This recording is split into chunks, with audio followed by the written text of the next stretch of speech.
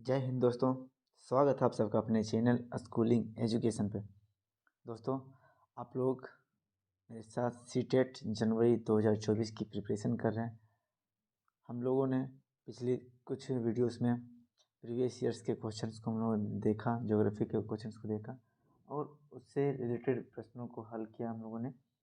आज हम लोग दिसंबर 2019 के पेपर को देखने वाले हैं, उसके ज्योग्राफी के आए हुए प्रश्नों को हल करने वाले हैं। ठीक है दोस्तों, अगर चैनल पे आप नए हो तो चैनल को सब्सक्राइब कर लें, बेल आइकन को प्रेस कर लें और जितने भी आपके फ्रेंड सर्कल है सबके साथ वीडियो को शेयर कर दें। दोस्तों, आइए चलते हैं, देखते हैं हम लोग अपना पहला प्रश्न। पहला प्रश्न है दोस्तों, निम्नलिखित में से कौन जो भ्रंशोत्थ पर्वत है उसके उदाहरण है। ठीक है, तो पहला है आपका हिमालय पर्वत, दूसरा है अपलेशियन पर्वत, तीसरा है यूराल और चौथा है वास्चेस पर्वत। ठीक है, तो इसमें कौन सा सही होगा दोस्तों?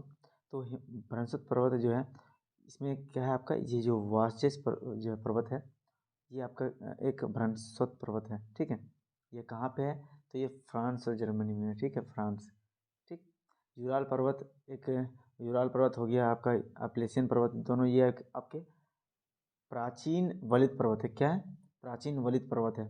ठीक है, अपलेशियन कहाँ पे है? तो ये पूर्वी यूएसए। ठीक है, पूर्वी यूएसए। और यूराल पर्वत कहाँ है? तो ये रूस में है। ठीक है, यूराल पर्वत क्या करता है आपका? यूराल पर्वत आपका जो जो यूरोप है और एशिया है दोनों को अलग करता है। ठीक है, और हिमालय कहाँ है? तो हिमालय कहाँ आपको पता है दोस्तों? हिमालय भारत में है। हिमालय पर्वत दक्षिण एशिया में है, भारत है, नेपाल हो गया, भूटान हो गया, चीन, इसका फैलाव है यहाँ से वहाँ तक। ठीक है, एक नवीन वलित पर्वत का उदाहरण है। तो अब दोस्तों कमेंट बॉक्स में बताएंगे आप लोग कि हिमालय की सबसे ऊंची चोटी कितनी है। ठीक है, और हिमालय का विस्तार पूर्व से पश्चिम की ओर कितना इसकी लंबाई है। ठीक, नेक्स्ट क्वेश्चन की ओर चले दोस्तों, इसका ऑप्शन हो जाएगा 4। नेक्स्ट क्वेश्चन की ओर चले तो जो अंतरिक्ष से प्रवेश करने वाले उल्कापिंड, अंतरिक्ष से जो उल्कापिंड धरातल की ओर आते हैं, तो वो उल्कापिंड वायुमंडल में किस परत पे आने पे जलना प्रारंभ करते हैं? तो यहाँ पे वायुमंडल से फिर से क्वेश्चन आया हुआ है दोस्तों। ऑप्शन है मध्यमंडल, दूसरा है बाह्यमंडल, तीसरा है बहिर्मंडल और चौथा है समताप मंडल। तो इसका राइट आंसर हो जाएगा दोस्तों मध्यमंडल। ठीक है, अंतरिक्ष से आने वाले उल्कापिंड मध्यमंडल में आके जलना प्रारंभ कर जाते हैं। अब मध्यमंडल की विशेषताएं दोस्तों, तो ये लगभग 80 km तक इसकी ऊंचाई है। ठीक है, मध्यमंडल में जो उल्कापिंड है वो जलना प्रारंभ कर जाते हैं। इसकी तापमान की बात करें तो जो ऊपरी सीमा है वहाँ पे -100 डिग्री सेल्सियस तापमान हो जाता है। ठीक है, आगे बात करें मध्यमंडल के बाद बाह्यमंडल की बात करें तो बाह्यमंडल जो है आपका, इसकी सीमा लगभग आपके 400 किलोमीटर। ठीक है, 400 किलोमीटर तक है। इसमें रेडियो एक्टिव तरंग पाए जाते हैं, रेडियो एक्टिव तरंग पाए जाते हैं। ठीक है, और इसकी बात करें तो इसको हम लोग आयन मंडल के भी नाम से जानते हैं। क्या नाम से जानते हैं? आयन मंडल के नाम से जानते हैं, क्योंकि यहाँ पे विद्युत आवेशित कण पाए जाते हैं, आयन पाए जाते हैं, इसलिए इसको आयन मंडल के नाम से जानते हैं। ये रेडियो तरंगों को क्या करता है? धरातल की ओर भेजता है। ठीक है, बहिर्मंडल के बारे में जानकारी, विशेष जानकारी प्राप्त नहीं है, ज़्यादा जानकारी प्राप्त नहीं है। ठीक है, यह सबसे बाहरी परत है और इसकी परत जो है बहुत पतली है। क्या पतला है? जो लेयर है बहुत पतली है। ठीक है, सबसे बाहरी परत है। समताप मंडल के बारे में जानते हैं दोस्तों, यहाँ पे तापमान क्या होता है? समान पाया जाता है। ठीक है, तापमान क्या पाया जाता है? समान पाया जाता है समताप मंडल में, समान तापमान, ज़्यादा ज़्यादा तापमान में परिवर्तन नहीं होता। यहाँ पे ओजोन परत पाया जाता है, ओजोन लेयर यहाँ पे पाया जाता है। ठीक है, इसकी ऊंचाई की बात इसकी ऊंचाई की बात करें तो यह 50 km तक इसकी ऊंचाई है। ठीक है, आगे नेक्स्ट बात करें, नेक्स्ट क्वेश्चन की ओर, तो इसका राइट ऑप्शन हो जाएगा मध्यमंडल। नेक्स्ट क्वेश्चन जो है दोस्तों, भारत का शोध संस्था मंत्री, सॉरी मैत्री है, यहाँ पे क्या है? मैत्री, भारत की शोध संस्था मैत्री कहाँ स्थित है? इसका ऑप्शन में ऑस्ट्रेलिया, दूसरा यूरोप, तीसरा अंटार्कटिका और चौथा है एशिया। तो इसका राइट ऑप्शन क्या हो जाएगा दोस्तों? अंटार्कटिका। क्या हो जाएगा? अंटार्कटिका। यहाँ पे भारत के दो शोधशाला मैत्री और दक्षिणी गंगोत्री है। क्या है? दक्षिणी गंगोत्री।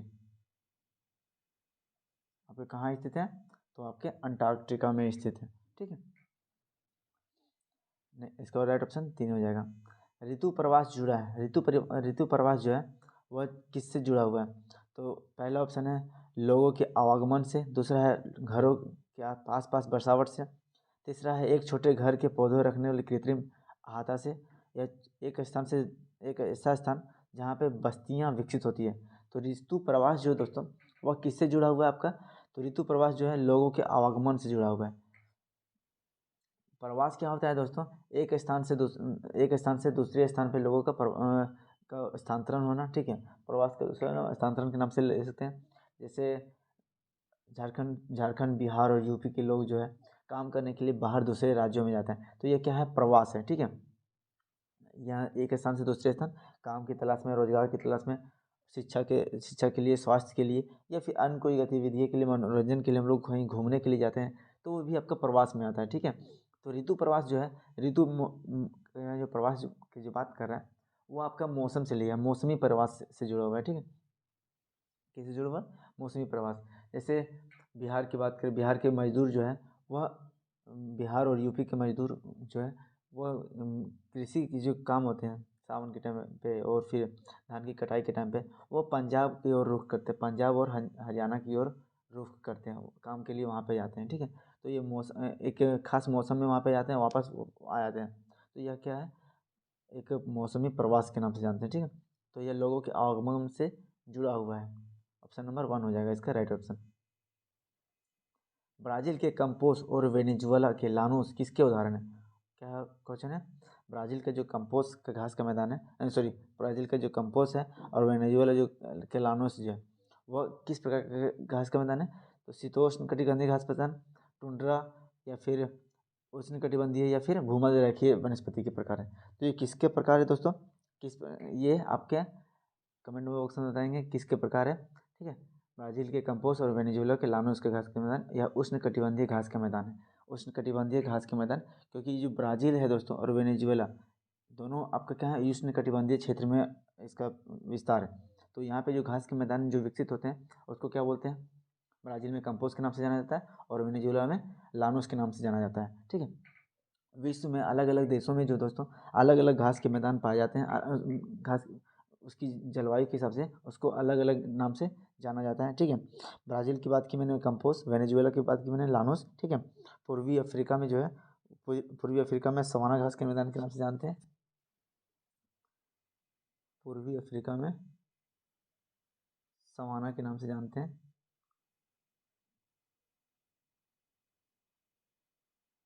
और बात करें आपके शीतोष्ण घास के मैदान के बारे में, तो शीतोष्ण घास उत्तरी अमेरिका में प्रेरी, ठीक है, उत्तरी अमेरिका में प्रेरी,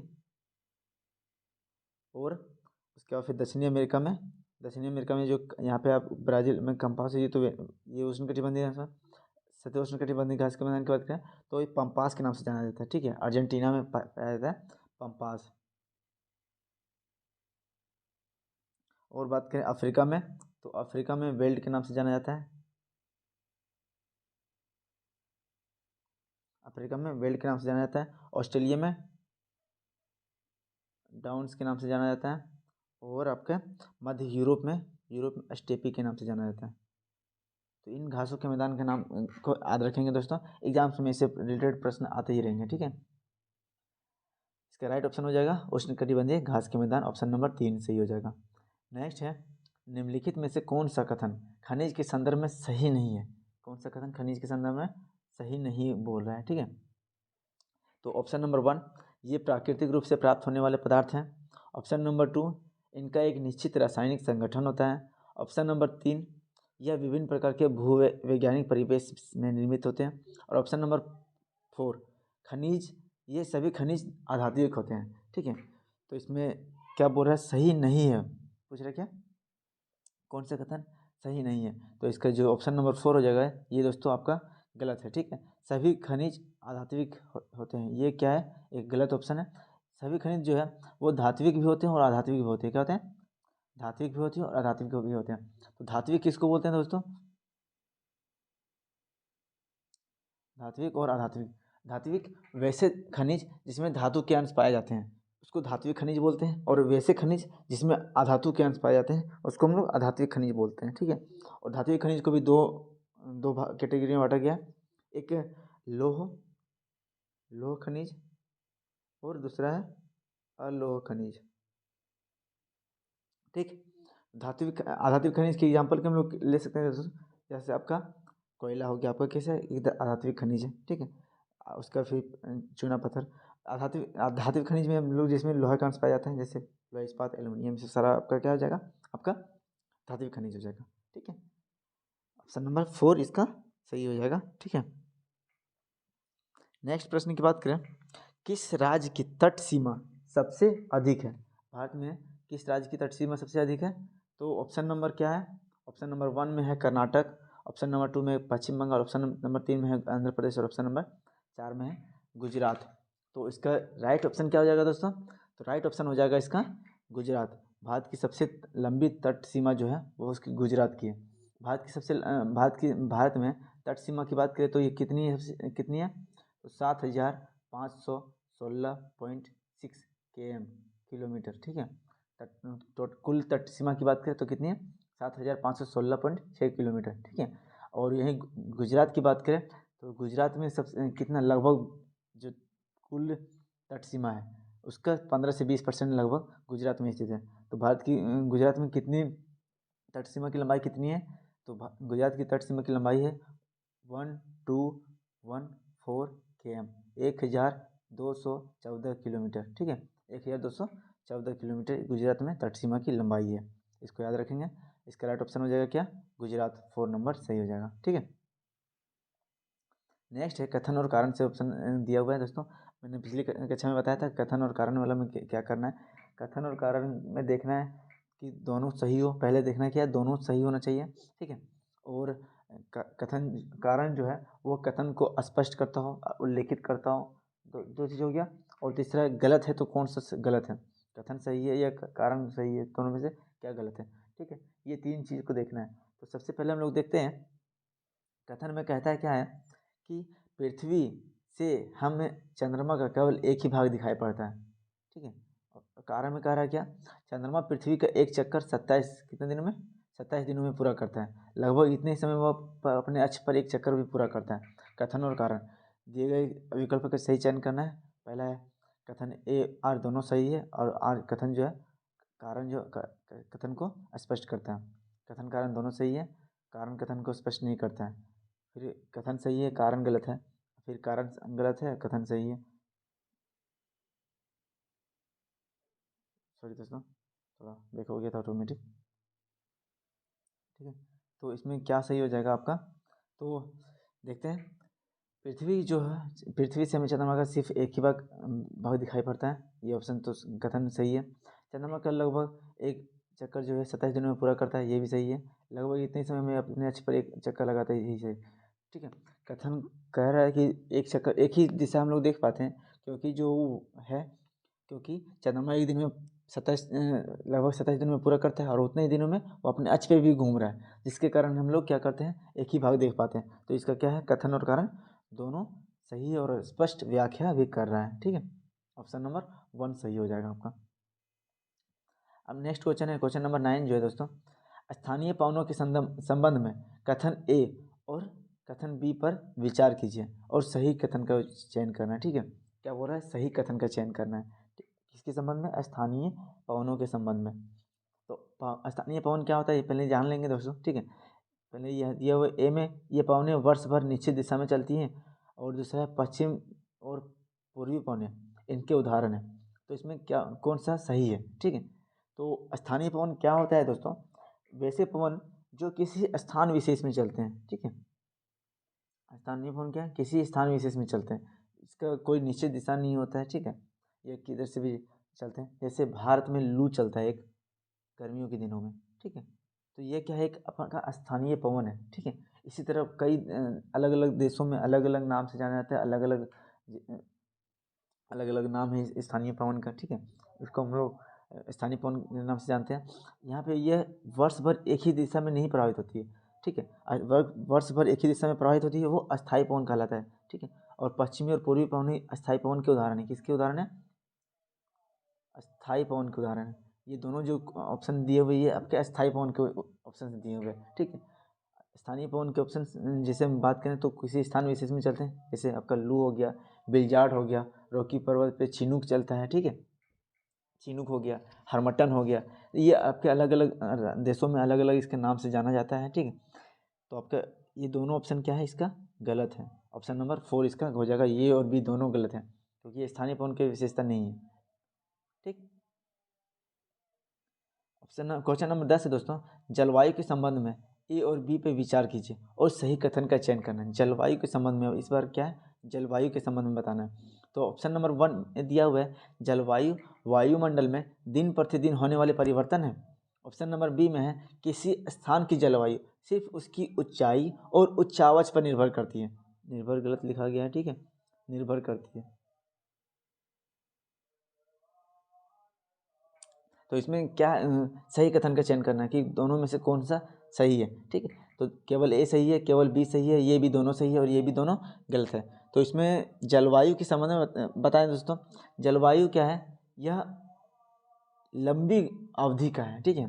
दीर्घ काल में इसकी गणना की दिल धरातल पे या फिर किसी बड़े भूभाग में, किसी बड़े भूभाग विस्तृत क्षेत्र में दीर्घ काल अवधि में होने वाले परिवर्तन को हम लोग जलवायु बोलते हैं, ठीक है। ऑप्शन नंबर ये क्या है, गलत हो जाएगा, ठीक। जलवायु के दिन प्रतिदिन नहीं, दीर्घ काल अवधि में विस्तृत क्षेत्र में, और ये दिन प्रतिदिन में होने वाले को किसको बोलते हैं, इसको मौसम बोलते हैं दोस्तों। क्या बोलते हैं, इसको मौसम बोलते हैं। जैसे सुबह तेज धूप के शाम को अचानक से बादल आ गया तो मौसम उसको बोलते हैं, मौसम परिवर्तन होना, ठीक, कि देखो कैसे मौसम परिवर्तन हो रहा है। और जलवायु जो है यह दीर्घ काल अवधि में परिवर्तन होता है किसी बड़े भूभाग को, बड़े विस्तृत क्षेत्र का। नेक्स्ट बोल रहा है, किसी स्थान की जलवायु जो है सिर्फ उसकी ऊंचाई तथा उच्चावच पर निर्भर करता है। स्थान की जो जलवायु है दोस्तों सिर्फ ऊंचाई और उच्चावच पर निर्भर नहीं करता है, इसके साथ साथ अक्षांशीय स्थिति भी अक्षांशीय स्थिति भी इसका होता है, ठीक है। समुद्र से दूरी कितनी है यह भी निर्भर करता है इसका जलवायु परिवर्तन में। तो कुछ अलग और भी फैक्टर्स हैं इसके परिवर्तन में, ठीक है। तो दोनों क्या होता है, दोनों ऑप्शन क्या है, गलत है, ठीक। नेक्स्ट है, कायांतरित सेलों के बारे में दिए गए ए और बी और सी कथनों पर विचार कीजिए और सही उत्तर का चयन करना है। कायांतरित सेल जो है उसके बारे में हमको यहाँ पूछा गया है, कायांतरित सेल के बारे में, ठीक है।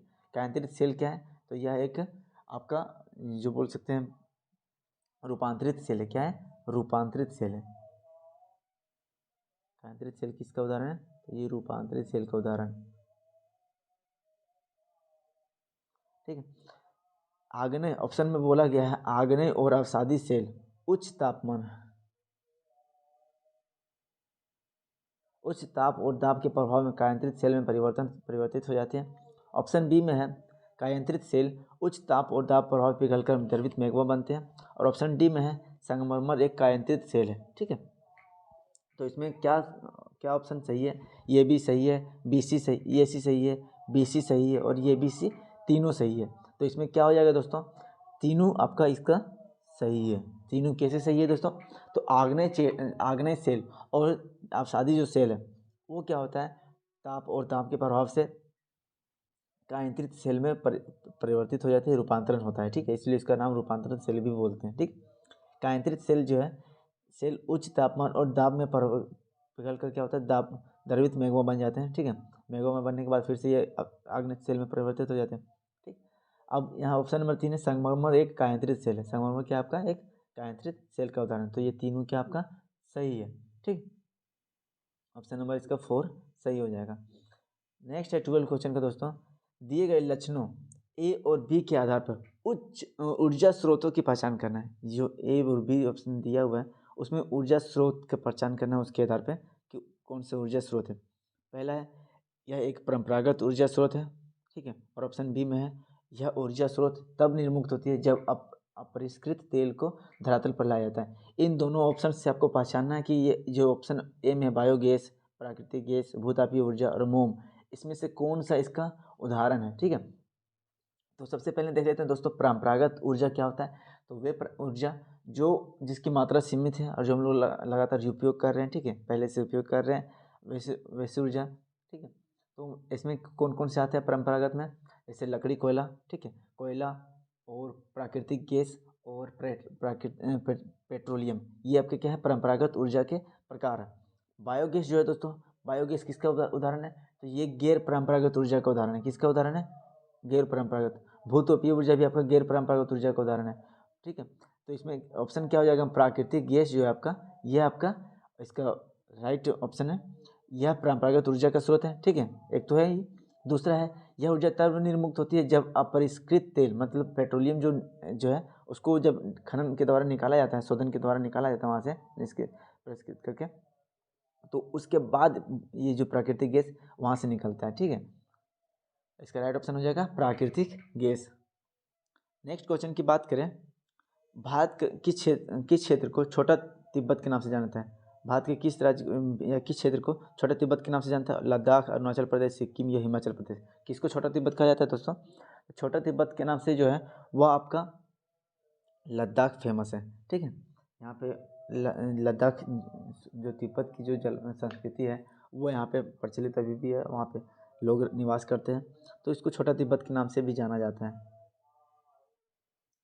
नेक्स्ट है, निम्नलिखित में से कौन सा प्रायद्वीपीय पठार का लक्षण नहीं है। प्रायद्वीपीय पठार का लक्षण नहीं है। प्रायद्वीपीय पठार भारत का दक्षिणतम भाग जो है उसको हम लोग क्या बोलते हैं, प्रायद्वीपीय पठार के नाम से जानते हैं। कहाँ से, तो यह जो मध्य प्रदेश से नीचे का क्षेत्र जो है उसको हम लोग प्रायद्वीपीय पठार के नाम से जानते हैं। प्रायद्वीप क्या होता है दोस्तों, प्रायद्वीप, तो सबसे पहले देखते हैं प्रायद्वीप क्या होता है, तो वह भूभाग जो तीन ओर से क्या होता है, जल से घिरा हो, ठीक है, तीन ओर से क्या होता है, जल से घिरा, उसको हम लोग क्या बोलते हैं, प्रायद्वीप बोलते हैं, ठीक है। तो उसको हम लोग प्रायद्वीपीय पठार, ये भारत के जो दक्षिणतम भाग है वो क्या है, तीन ओर से जल से घिरा होने के कारण प्रायद्वीप कहलाता है, ठीक है।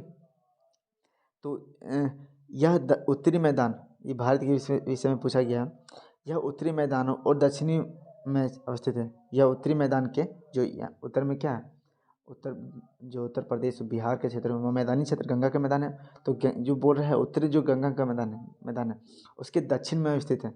हाँ, दक्षिण में तो स्थित है, ऑप्शन नंबर ए सही है। ऑप्शन नंबर 2 में देखते हैं दोस्तों, इसके उत्तर पश्चिम में यहाँ पे अरावली पर्वत बोल रहा है, ठीक है, तो यहाँ पे अरावली पर्वत है, ठीक है, पश्चिम में अरावली श्रृंखला स्थित है, हाँ ये भी सही है, ठीक। यहाँ कोयला एवं लौह अयस्क की खनिजें प्रचुर मात्रा में पाई जाती हैं।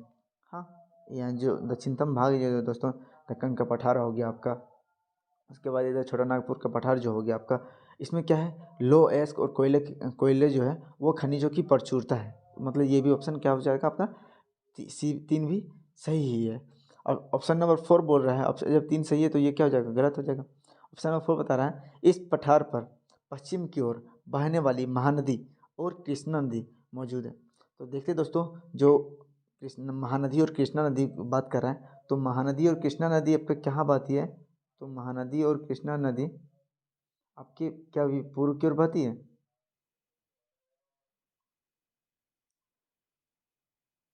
महानदी और कृष्णा नदी दोस्तों ये किधर बहती है, तो महानदी और कृष्णा नदी पूर्व की ओर बहती है, ठीक है, ना कि आपकी पश्चिम की ओर। यहाँ पे जो पश्चिम लिखा हुआ है इस कारण से ये ऑप्शन क्या है, गलत है। महानदी जो है इसका जो मुहाना कहाँ बनता है, तो यह आपका बंगाल की खाड़ी में, बे ऑफ बंगाल में, कहाँ पे, उड़ीसा में।